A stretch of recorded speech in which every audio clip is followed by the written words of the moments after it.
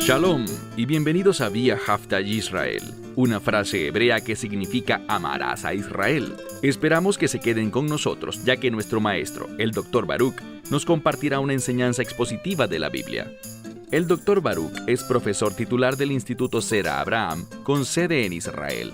Aunque todos los cursos en el instituto se imparten en hebreo, el Dr. Baruch se complace en compartir esta enseñanza en inglés con doblaje al español.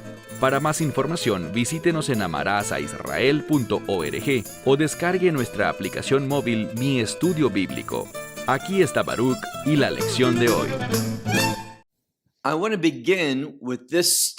Quiero comenzar este estudio con una palabra: globalismo. Estamos viviendo en un mundo que se está convirtiendo en una comunidad global. Hay muchos aspectos relacionados con esto. Uno de ellos es que lo que sucede en un país también ocurre en otro. Hay diferentes aplicaciones e implicaciones de esto, pero cuando lo miramos desde un punto de vista espiritual, llegamos a una conclusión. Los creyentes están respondiendo a lo que sucede a su alrededor de manera similar, sin importar su ubicación, ya sea en África o en Europa, ya sea en Asia o en Occidente. Vemos una gran similitud dentro de la casa de Dios. El problema con eso es que esas cosas que son similares, esas cosas que son comunes en la mayoría de la iglesia, no son del agrado de Dios. ¿Y qué quiero decir con esto? Muy sencillo. Vemos que en los últimos días, y la palabra de Dios lo confirma, muchos se burlarán de las promesas de Dios. En lugar de tomar en serio la verdad profética, ¿qué sucederá entre el pueblo de Dios? Muchos comenzarán a seguir a cierta clase de individuos que no enseñan sana doctrina, sino que predican y enseñan de una manera que, como dice la Biblia, les hacen cosquillas en los oídos. ¿Qué significa eso de hacer cosquillas en los oídos? Es un modismo que se refiere a aquellos individuos que hablan de una manera que satisface las expectativas y deseos de las masas. No hablarán de una manera que agrade a Dios.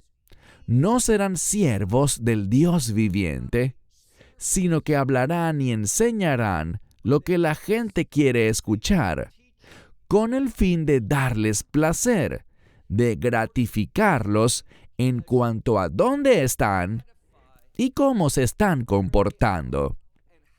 Pero, cuando leo la palabra de Dios, lo que veo es que la palabra de Dios produce cambios.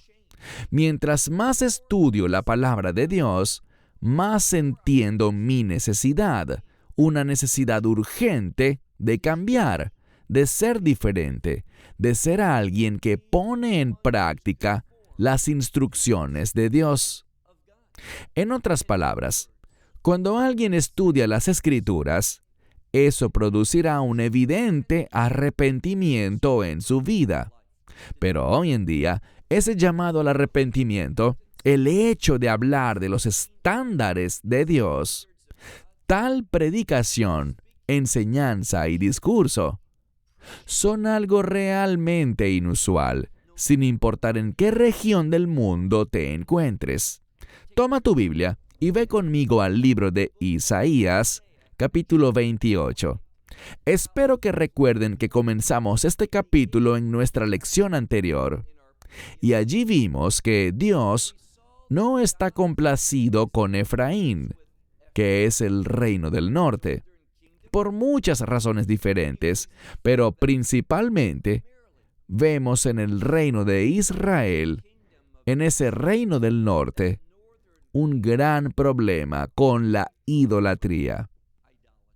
Les he compartido repetidamente la conexión que hay entre la idolatría y el simple hecho de actuar de manera egoísta, buscando tus propios deseos en lugar de las instrucciones de Dios, en lugar de los propósitos de Dios.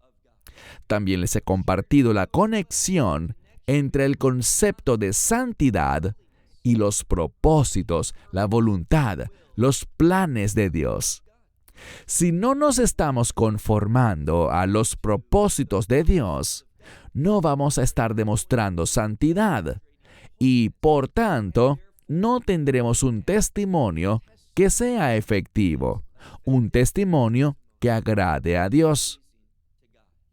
Cuando estudiamos la primera mitad del capítulo 28, vimos que Dios no está complacido con su pueblo, y puedo decir con gran confianza que cuando Dios mira a su pueblo hoy, aquellos que dicen, soy seguidor del Mesías, del Señor, puedo decir con gran confianza que Él no está complacido con la gran mayoría de aquellos que creen que le pertenecen a Él.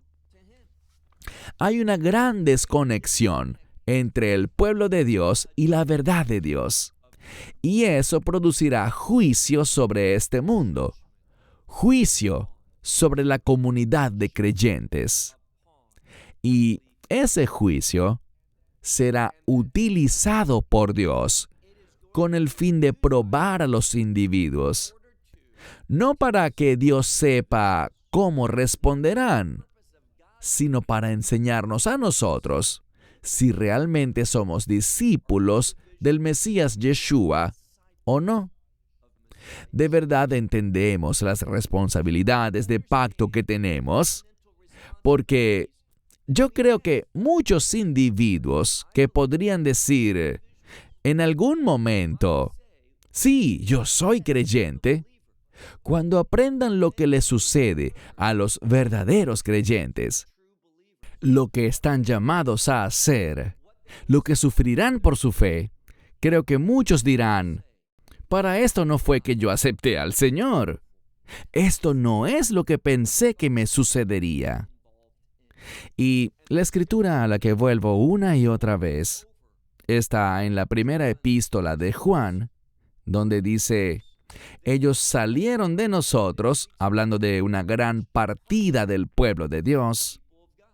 Juan dice que ellos salieron de nosotros, es decir, dejaron la fe, porque ellos nunca, y quiero enfatizarlo, nunca fueron parte de nosotros, nunca fueron verdaderos creyentes, nunca fueron realmente salvos. Vamos a comenzar en el versículo 17, y vamos a ver algo muy importante, de hecho, en el versículo 16. Y en el versículo 16, Dios hará algo que traerá un gran cambio. Tiene que ver con el Mesías y con que Él se ha colocado en una posición. Ahora, hagamos esto personal por un momento antes de abrir el texto, para recordar que Dios, si somos creyentes, Dios ha puesto su espíritu dentro de nosotros. El Mesías gobierna nuestro corazón y, por lo tanto, debido a su presencia en nuestra vida, habrá diferencias. Seremos cambiados, transformados, seremos conformados a la voluntad de Dios, si es que Él realmente gobierna nuestra vida. Lo que vemos en el versículo 16 es que el Mesías está siendo establecido en este mundo y su presencia en este mundo, en los últimos días, de la manera que trae el reino, generará grandes cambios. El mensaje para nosotros es que cuando vemos estos cambios que su presencia trae a este mundo, debemos aprender que su presencia en nuestra vida debe provocar cambios similares, una transformación similar. Comencemos. Isaías capítulo 28, versículo 16.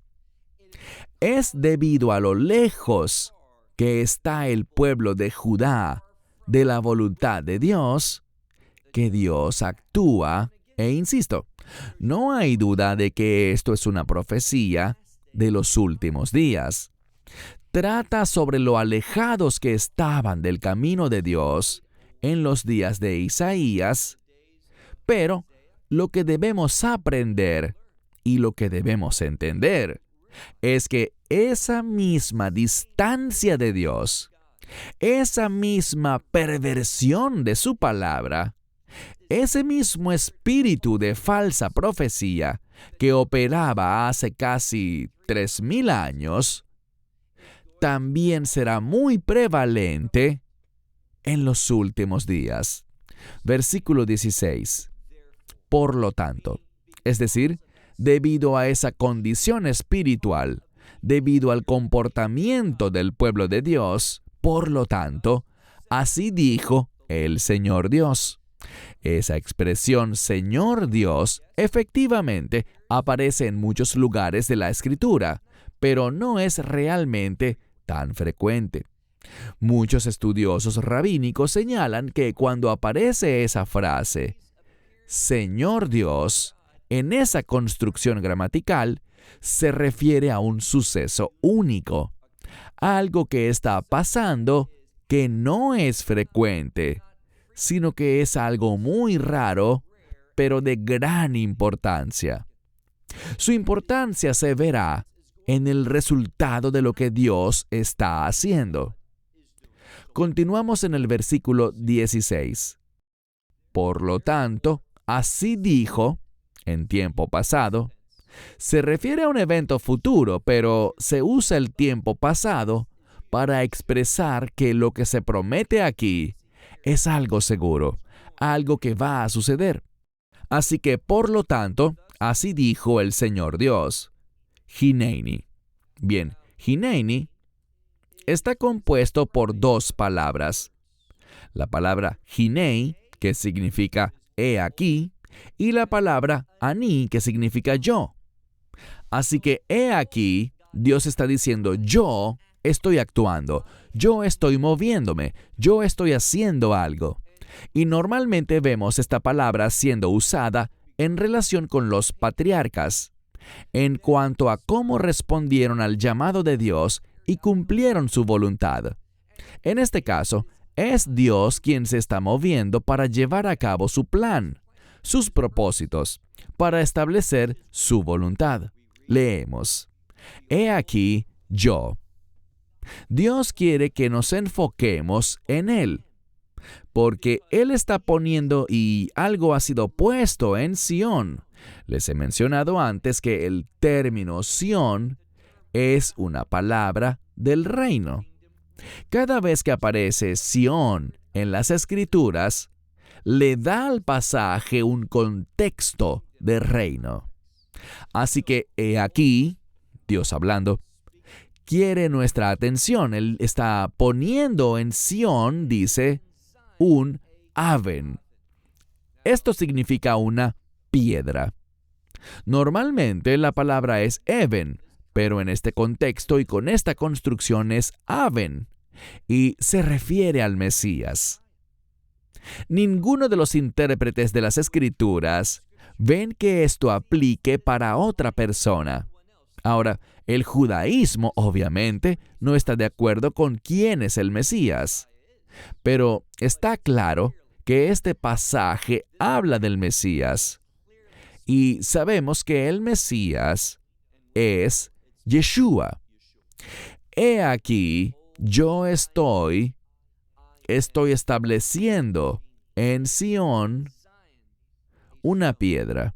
Y esta palabra para establecer tiene que ver con poner específicamente un cimiento. Así que el Mesías es el fundamento del reino de Dios. Luego tenemos Even, de vuelta a la manera normal de enunciar este término. Even, Bohan. Algunos traducen esto como una piedra probada, pero realmente está en presente. Y significa que esta piedra está probando.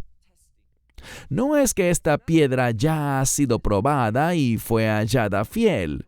Lo ha sido y lo es, pero el énfasis aquí es que esta piedra va a ser utilizada con el fin de comparar todas las cosas con Él.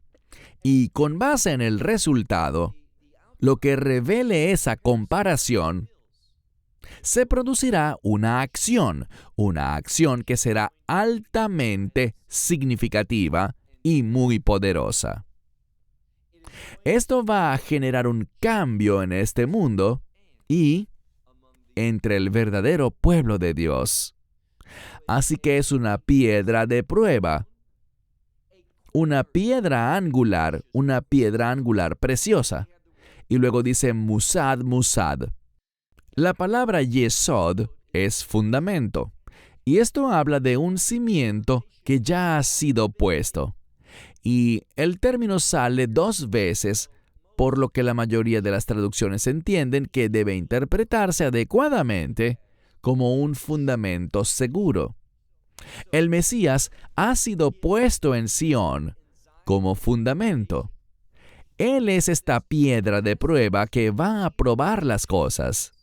Él es esta preciosa piedra angular, es decir, que Él es quien mantiene todo unido y quien producirá, como dice aquí, musad, musad, un fundamento seguro.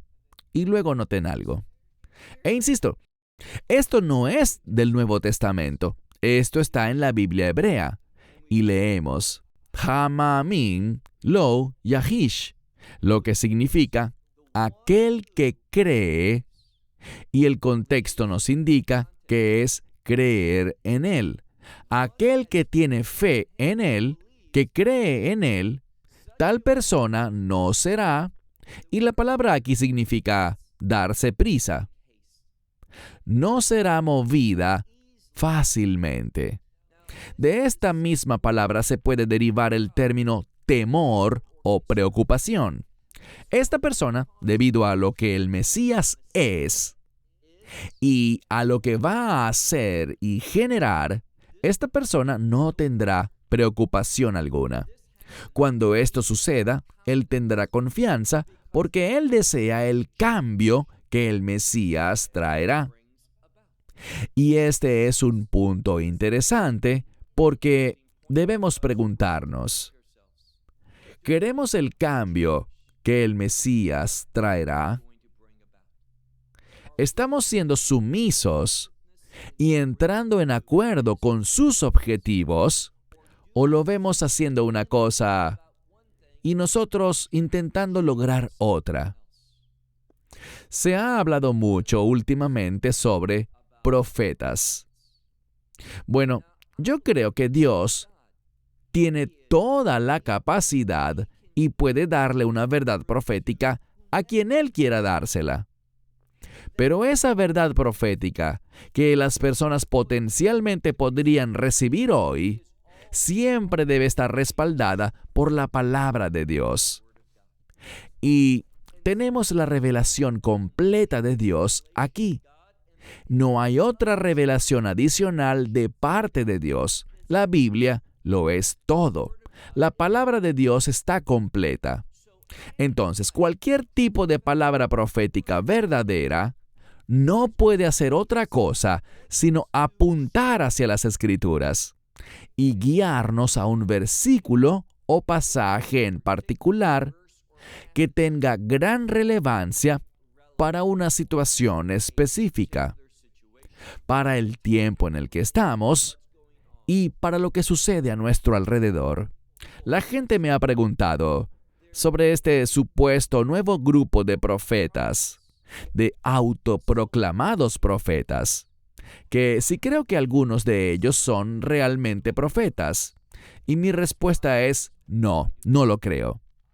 Creo que la vasta mayoría de estas personas, y si se llaman a sí mismos profetas, más convencido quedo de que son mentirosos, que no han oído a Dios y no son personas que Dios esté usando. Así que, para ser muy franco, Si quieres saber mi opinión o si quieres saber mi posición con respecto a este movimiento moderno de profetas, estoy completamente, absolutamente, totalmente en su contra. Creo firmemente que estas personas que se hacen llamar profetas son engañadores. Y por eso, como dice la Escritura, en los últimos días se levantarán muchos falsos profetas. ¿Y de dónde saldrán? Principalmente del cristianismo.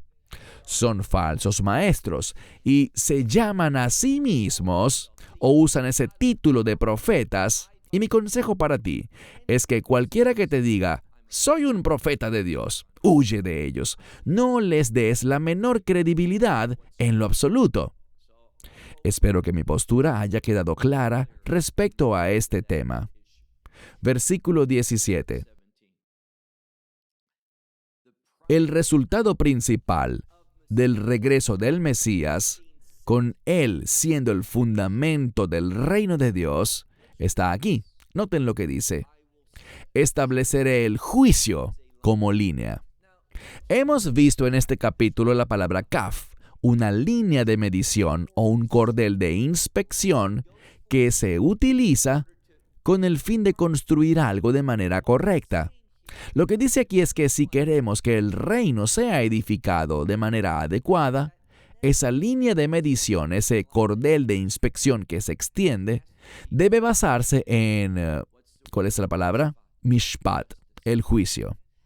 Y también la justicia será la plomada. La plomada se usa para asegurar que algo esté centrado. Así que tenemos dos palabras diferentes, el cordel de medición y la plomada. Todo esto es necesario para edificar adecuadamente, para poner en orden la construcción.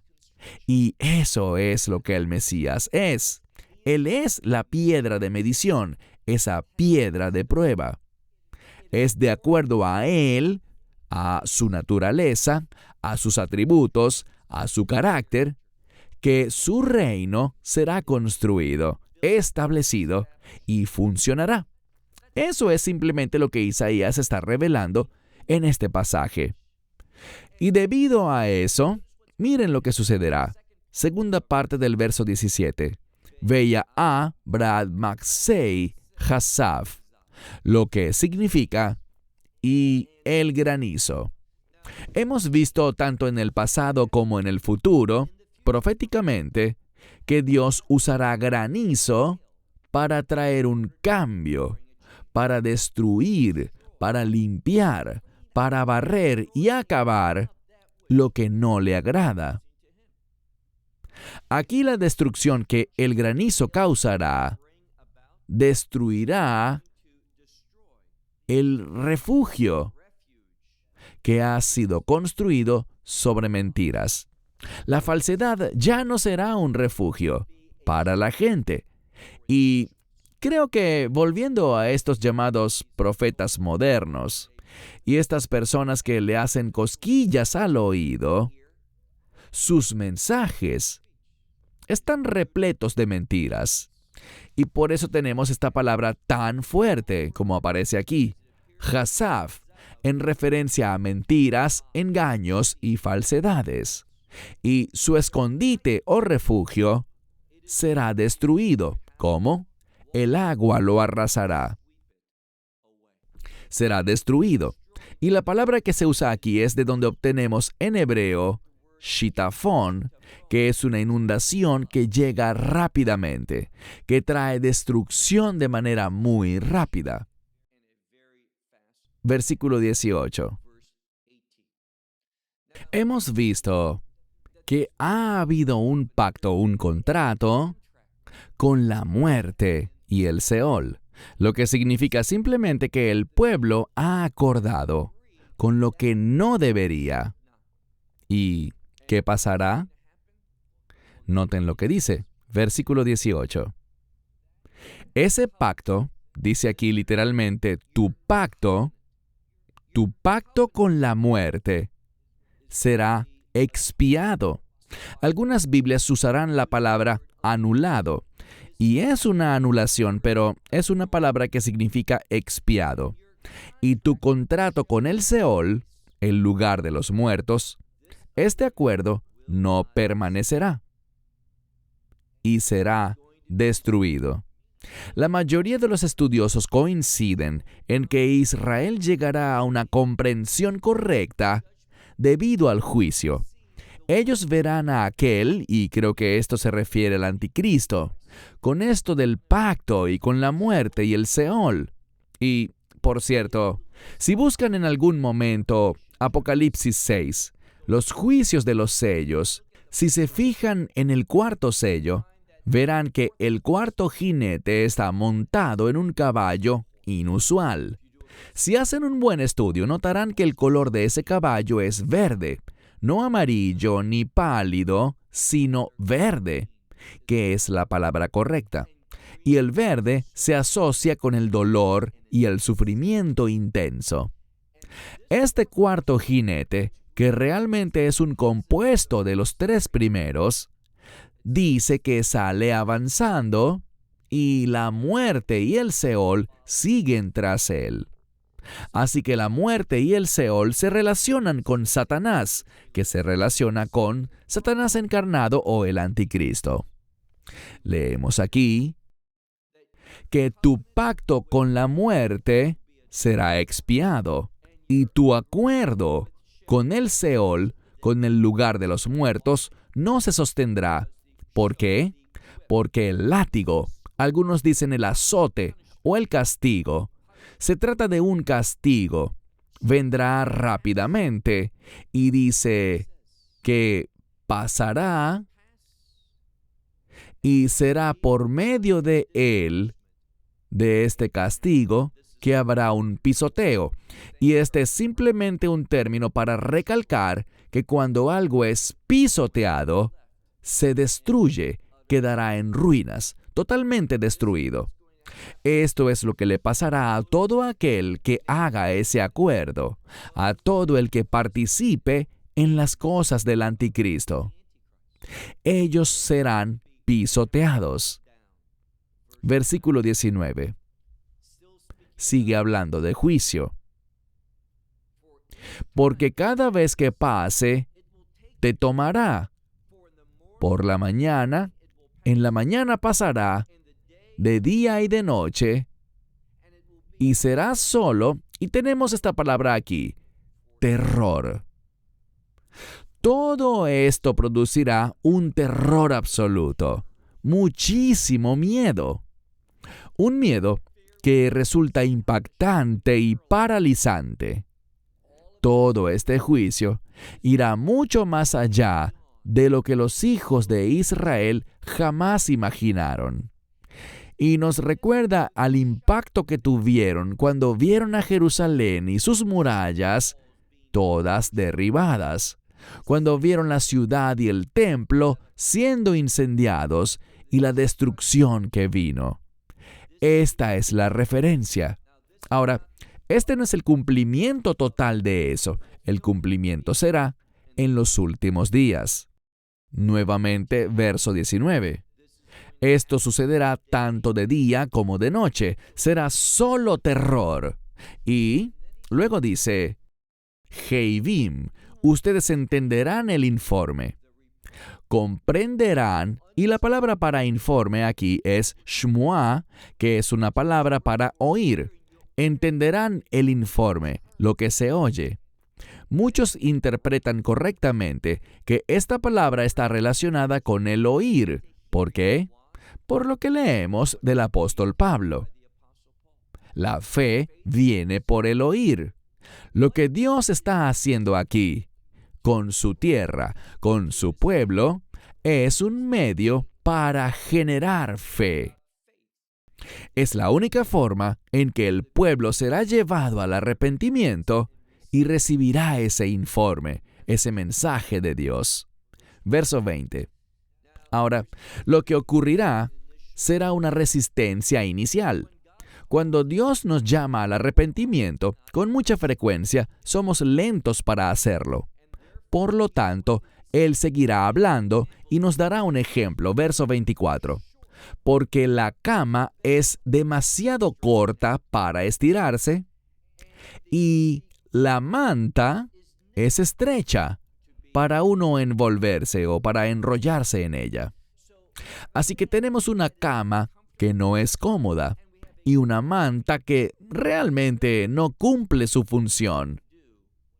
Y lo que está diciendo aquí es que todas las promesas, todo lo que los falsos profetas dijeron, no se materializó. Están muy lejos de la realidad. Se quedaron pálidos en comparación con la verdad de lo que está ocurriendo. Lo que dijeron simplemente no está a la altura. Versículo 21. En el versículo 21 vemos dos eventos. Sabemos que el rey David fue a la guerra, como pueden leer en el primer libro de Crónicas, capítulo 14, versículo 16. Lo diré de nuevo. Primero de Crónicas, 14, 16. Algo que también fue registrado antes, pero David fue a la guerra contra los filisteos y los persiguió desde este lugar. Lo que dice aquí, leamos, como en el monte Peratzim. Ahora, este es un lugar que se menciona en la Escritura, Bel Peratzim, donde David efectuó el juicio. Y si leen esa escritura de primero de Crónicas 14, verán que él los persiguió hasta Gabaón. Dice también todo el verso, como el monte Peratzim, el Señor se levantará, y como en el valle de Gabaón, se enfurecerá. Algunos dicen que esto, en este pasaje que te compartí de primero de Crónicas, habla de este juicio de Dios contra los filisteos y cómo fueron perseguidos hasta Gabaón. Pero también hay otra interpretación. Si miran Josué 10, verán la implicación de ese evento en este mismo lugar. Pero, ¿qué dice? Leamos con atención. Porque como en el monte Peratzim, el Señor se levantará. En el valle, o como el valle de Gabaón, se enfurecerá para hacer su obra, una obra extraña o insólita. ¿Qué significa eso? Normalmente Dios actúa para juzgar al enemigo. Él le da la victoria a su pueblo y juzga al enemigo. Pero algunos ven esta acción como algo extraño porque se trata de Dios trayendo juicio sobre su propio pueblo. Del mismo modo, vemos que dice que Él trabaja su obra y luego tenemos otra palabra curiosa. Se trata de la palabra que generalmente se refiere a alguien que no es descendiente de Jacob.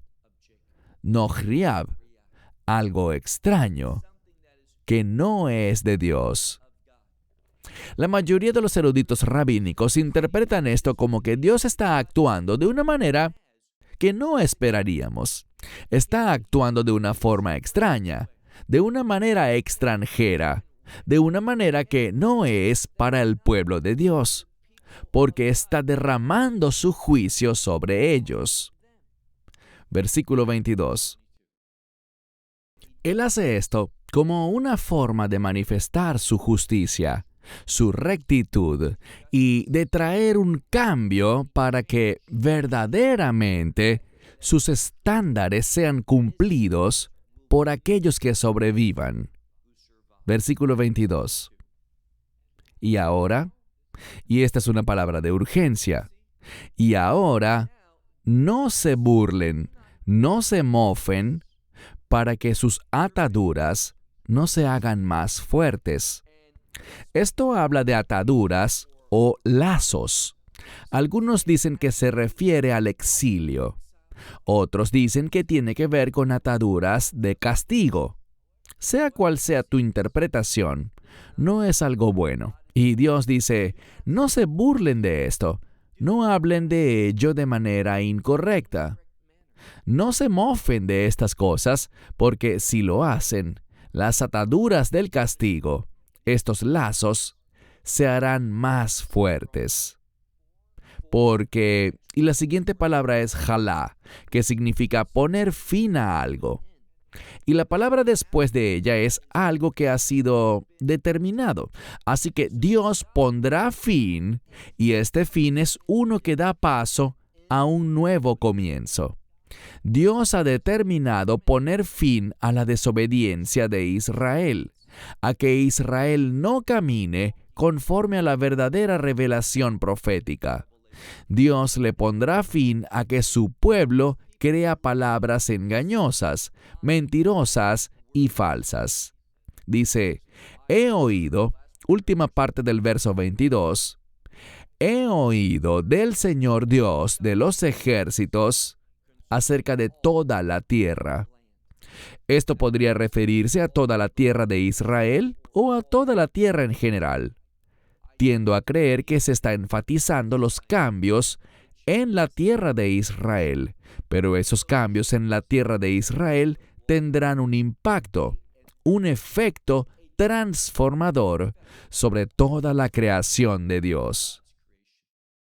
Así que mientras Dios se mueve contra Israel para provocar un cambio, una transformación, un arrepentimiento, y de esa manera inculcar finalmente la fe en su pueblo, habrá un cambio en todo el mundo. Verso 23. El verso 23, de muchas maneras, es el versículo más importante aquí, junto al 16. El verso 16 habla del Mesías siendo establecido en Sión, pero noten lo que dice el 23. Escuchen y oigan mi voz. Son dos palabras diferentes para oír. Leámoslas en hebreo. Haazinu veishimu. Seguramente conoces la palabra Shema, y la primera palabra que está escrita aquí, Haazinu, es una palabra que significa escuchar, pero viene de la palabra oído. Así que escuchen y oigan, y luego tenemos una tercera palabra para oír o escuchar. Leemos de nuevo. Escuchen y oigan mi voz. Y luego la tercera palabra para escuchar. Y de nuevo la palabra Shema. Y oigan mi palabra, mi discurso o mi hablar. Así que Dios le está diciendo al pueblo, presten oído, escuchen, oigan, y todo esto demanda una respuesta. Dios quiere la atención del pueblo. Quiere que reconozcan, que comprendan estas palabras y finalmente Él quiere que respondan correctamente. Y si lo hacen, vamos a ver el resultado. Ellos serán obreros de justicia y rectitud. Harán el trabajo apropiadamente. Y la razón por la que digo esto es lo que leemos al final de nuestro estudio de hoy. Miren el verso 24.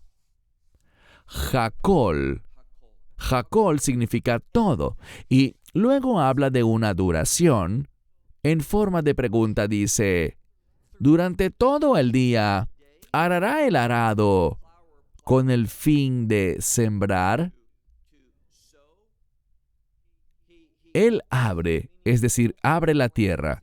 Es una expresión para arar, para romper el suelo. Y luego tenemos la palabra para romper los terrones de tierra del suelo. Dice, ¿eso es todo lo que hace? ¿Lo mismo con el fin de plantar? ¿Sigue arando y rompiendo los terrones de tierra? ¿Es eso todo lo que hace con el fin de sembrar? No, hay más que eso.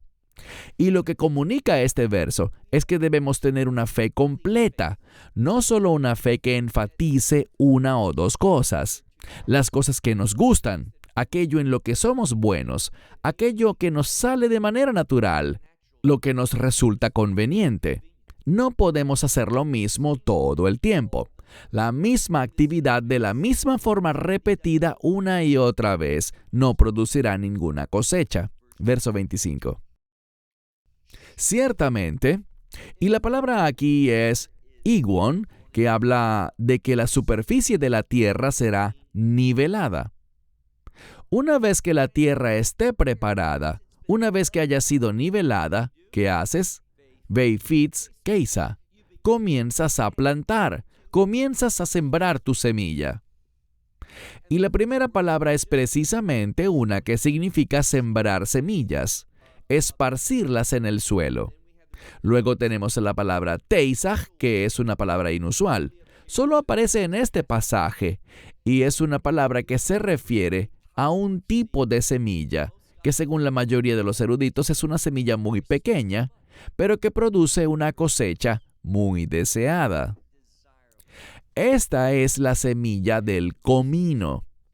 Y hay dos tipos: el comino negro, que es la palabra quetzaj, y la palabra camón, que es el comino normal, el comino común. Luego tenemos otro sinónimo para la palabra esparcir, y es la palabra arrojar. Así que arrojas estas pequeñas semillas en el suelo ya nivelado. Luego dice que el trigo se siembra en surcos y la cebada está marcada. Y la espelta, otro tipo de semilla, se siembra en el borde. Entonces hay un método. Cuando se tiene la tierra preparada según un conjunto de criterios para obtener un resultado específico, había una metodología para la siembra. Primero, hay que romper el suelo, ararlo, nivelarlo y luego comenzar a esparcir las semillas, plantándolas en lugares específicos, sin mezclar los campos, haciéndolo de una manera muy específica para que la cosecha tenga el mayor potencial. Versículo 26. Dice: y él lo disciplinará para la justicia. Su Dios le enseñará. Algunos señalan que hay una disciplina primero y luego la enseñanza. Y creo que este es otro versículo muy importante. Tanto el que vimos antes en el versículo 23, también el 16 y ahora el 26. 3 versos realmente vitales. Lo que está diciendo aquí es: primero voy a disciplinar a mi pueblo y luego lo enseñaré. Versículo 27. Porque no con, y este es un instrumento para el arado. Dice, porque no con tal instrumento se trilla este comino negro, ni tampoco la rueda de carreta sobre el comino se hace girar. Más bien dice que con un bastón golpea el comino negro y el comino común lo hace con una vara. Entonces hay herramientas específicas, hay una metodología, no solo para la siembra, sino ahora hablamos de la cosecha. La cosecha solo se logra cuando se utilizan los medios correctos. Y lo que esto nos dice es cómo Dios está actuando, cómo se comporta en los últimos días. Él entiende cómo plantar, Él sabe qué plantar, dónde plantarlo, y también cómo cosechar para que el resultado, la cosecha, produzca los mayores beneficios. Eso es lo que Isaías nos está diciendo acerca de la actividad de Dios en los últimos días. Verso 28. Otro ejemplo de cómo Dios sabe qué hacer y qué no hacer. Dice, el pan, y esto sería el grano que se usa para hacer el pan. El pan se muele, el grano se muele, se vuelve polvo, pero no lo haces, no lo trituras para siempre. Así que hay una actividad que haces, es la actividad correcta, pero no la haces por demasiado tiempo. No es algo que haces una y otra vez. Llega un punto en el que es suficiente. Esa actividad, ese proceso, llega a su fin. Luego dice, con la rueda de la carreta, de su carreta, no lo rompe. Y con las pezuñas, esto serían las pezuñas de los caballos, o podría referirse a la caballería, es decir, a los jinetes, no lo muele. Entonces, quieres moler estas cosas, pero no usas la rueda de una carreta, no usas las pezuñas de los caballos, ni a la caballería para pisotear estas cosas, porque no produciría los resultados correctos. Versículo 29, nuestro último verso por hoy. También esto, es decir, todas estas cosas están con el Señor de los ejércitos. Esto indica que Él sabe qué hacer. Estas cosas que van a suceder en los últimos días son el resultado de la actividad de Dios, del trabajo del Mesías en los últimos días, para producir un reino justo y recto. Leamos una vez más el versículo 29. Todo esto viene del Señor de los ejércitos. Manifiesta su consejo, o su consejo se manifiesta de forma magnífica, maravillosa, y su recurso es grande. Literalmente simplemente dice consejo, pero es su consejo y luego dice recurso. Entonces su recurso es grande. Esto habla de cómo el consejo de Dios y la provisión de Dios son maravillosos y magníficos. Dios traerá el cambio que debe realizarse entre su pueblo. Él entiende la situación, Él conoce la metodología y sabe qué hacer para producir resultados que le agraden a Él. ¿Cuál es nuestra respuesta a todo esto? Sométete, cree en el Mesías y forma parte de sus objetivos, sirviéndole a Él, para que su justicia y la rectitud se manifiesten. Me despido con esto hasta la próxima semana. Shalom desde Israel. Shalom from Israel. Esperamos que te hayas edificado con el mensaje de hoy y lo compartas con otros. Te invitamos a seguir nuestros estudios cada semana por este canal y por el portal de YouTube de Amarás a Israel. También puedes descargar nuestra aplicación móvil gratuita, Mi Estudio Bíblico. Finalmente, para obtener más información sobre nosotros, visita nuestra web amarasaisrael.org, donde encontrarás otras conferencias de Baruch en audio, video y texto. Hasta el próximo programa. Que el Señor te bendiga en Yeshua HaMashiach, Jesús el Mesías, mientras caminas con Él. Shalom desde Israel.